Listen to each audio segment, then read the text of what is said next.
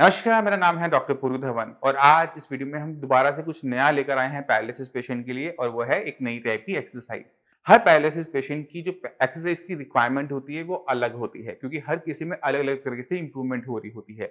किसी का हाथ अच्छा चलता है, किसी का पैर अच्छा चलता है, किसी की आवाज़ बड़ी जल्दी आ जाती है।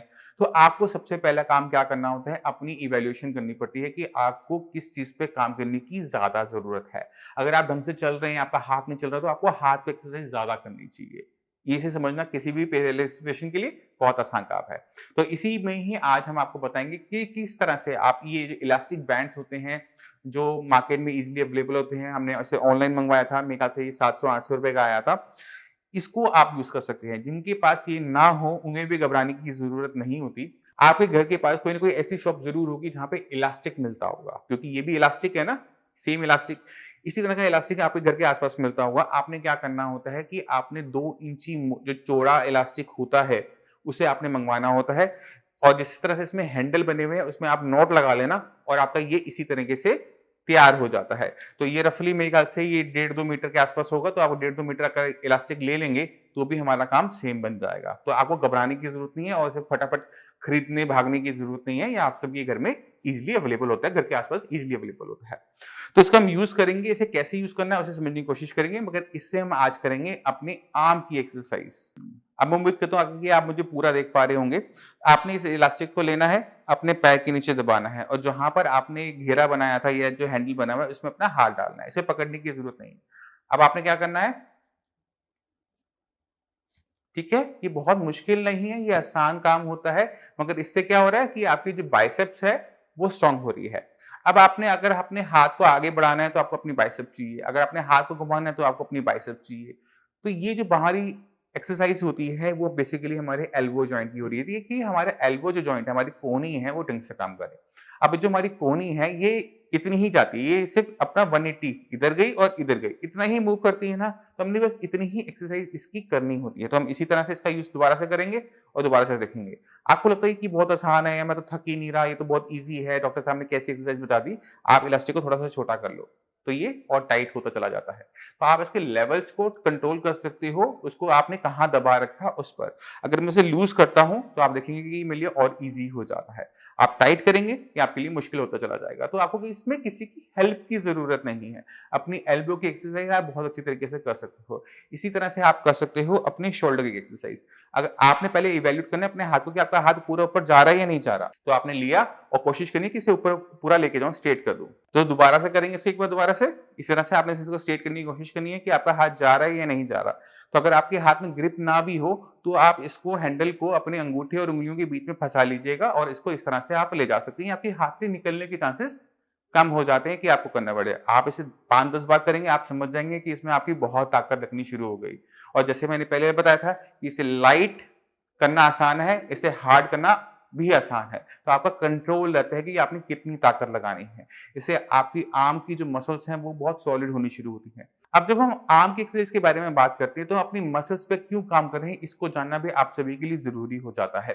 जब आपको पैरालिसिस हुआ था तो आपके ब्रेन में क्लॉट आया था, नस फटी थी, तो ब्रेन के एक हिस्से ने काम करना कर दिया था बंद। अब ब्रेन काम तो कर रहा है बट वो कम कर पा रहा है। कम करने की वजह से क्या हो रहा है कि जो ब्रेन से सिग्नल हमारे हाथ में आते थे वो पहले की तरह नहीं आ रहे थे। तो मान लो कि पहले आपके जैसे घर में 220 वॉट की बिजली आती है, अगर वो 100 वॉट पे आने लग जाए तो क्या होगा कि बल्ब तो जलेगा तो सही बट लाइट कम होगी। बिल्कुल सेम आपके साथ हो रहा है कि ब्रेन से सिग्नल आ तो रहा है बट उस स्ट्रेंथ का नहीं आ पा रहा कि आपकी आर्म को वो चला सके। अब अगर आपको अपने कमरे के अंदर लाइट चाहिए कम वोल्टेज के अंदर तो क्या करोगे?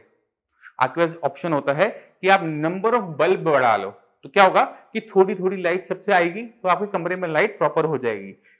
पहले एक नहीं दे पा रहा था, अब बहुत सारे बल्ब लगाए, अब हम अपने हाथ में भी ऐसे कर लेते हैं। जब हम अपनी मसल्स को बिल्डअप करते हैं, तो कम सिग्नल के अंदर भी वो एक्शन जो हमें काम करना है अपने हाथ से, वो बेटर तरीके से होना शुरू हो जाता है। और यही पैरालिसिस ट्रीटमेंट का पार्ट होता है। तो 2 चीज़ों पे हमने काम किया। हमने पहले काम किया अपने ब्रेन के ऊपर कि ब्रेन से सिग्नल अच्छी स्ट्रेंथ में आए। कहाँ पर? हमारे आर्म पर। और आर्म उस पे अच्छा रिस्पॉन्ड करे, उसके लिए हमें क्या चाहिए? मसल्स। जब एक पैरालिसिस पेशेंट इन दोनों की रिक्वायरमेंट को समझ जाता है और दोनों चीजों पे काम करना शुरू करता है तो पेशेंट के अंदर बहुत अच्छी इंप्रूवमेंट आनी शुरू हो जाती है। अब मैं चाहता हूं कि आप कुछ पैरालिसिस पेशेंट से मिले उनकी वीडियो देखें। और अगली वीडियो में आपको मैं इसी बैंड से किस तरह से आप अपनी लेग की एक्सरसाइज कर सकते हो, बाकी एक्सरसाइज कर सकते हो, वो करके दिखाऊंगा। तो स्टे ट्यून्ड। नमस्कार, मेरा नाम है डॉक्टर पुरु धवन और आज हमारे पास एक पेशेंट ऐसे हैं जिनको क्लॉट आया था राइट साइड में, राइट साइड ब्रेन में क्लॉट आने की वजह से इनका left side of body paralyse हो गया था। कंडीशन कुछ ऐसी थी कि जब हमारे पास आए तो चल तो लेते थे, मगर हाथ की जो फिंगर्स थी वो बिल्कुल क्लॉ फॉर्म में थी, बिल्कुल मुड़ी हुई थी, खुलती हुई थी और हाथ उठता नहीं था। तो चलते हैं पेशेंट के पास और देखते हैं कि पेशेंट को कितना इंप्रूवमेंट मिला 1 महीने के साई संजीवनी के ट्रीटमेंट से। तो लक्ष्मी जी, आपको ये दिक्कत कब शुरू हुई, कब हुआ था पैरालिसिस का अटैक? मेरे को हुआ था सर होली वाले दिन सुबह 8:15 8/8 20 मार्च को। 20 में। और तब क्या दिक्कत हुई थी? तब सर मैं आके सिर्फ काम पे से 8 बजे आके 8:15 बजे खड़ा हुआ था, सिर्फ चाय पी थी मैंने। अच्छा। चाय पीने के बाद मेरे हाथ में और पैर में एकदम सरसराहट सी महसूस हुई। मैं ये चाय लेके आई थी, मैंने चाय पी थी। मैंने उनसे कहा मेरे को कुछ अजीब सा महसूस हो रहा है। तो मेरे से बोली क्या हुआ? मैंने कहा मेरे को कुछ अजीब सा महसूस हो रहा है। मैंने कहा मेरे हाथ पर और पैर में चींटियाँ सी चल रही हैं। अच्छा। तो इतनी देर में तो मैं लड़खड़ा के गिर पड़ा था। अच्छा। तो इन्होंने संभाल लिया। मेरा बेटा था, मेरी बेटी थी, हम दोनों घर। तो स्कूटर पर बैठा के मुझे RML ले गए थे। तो वहाँ जाके मेरा ट्रीटमेंट चला था 4 दिन। उसके बाद उन्होंने मेरे को डिस्चार्ज कर दिया। तो जब वहाँ से आए तो क्या कंडीशन थी? उस समय तो मैं लेफ्ट हैंड साइड पूरी अनकॉन्शियस थी, कोई मतलब मेरे फेस वगैरह पे, आँख वगैरह पे पूरा लेफ्ट साइड हो चुका था। वॉइस भी चली गई। अच्छा, और जब साई संजीवनी में आए तो क्या कंडीशन थी? साई संजीवनी में जब आया तो मैं चल तो रहा था, मगर मेरा हाथ काम नहीं कर रहा था। हाथ की क्या कंडीशन, थोड़ा सा बताओ।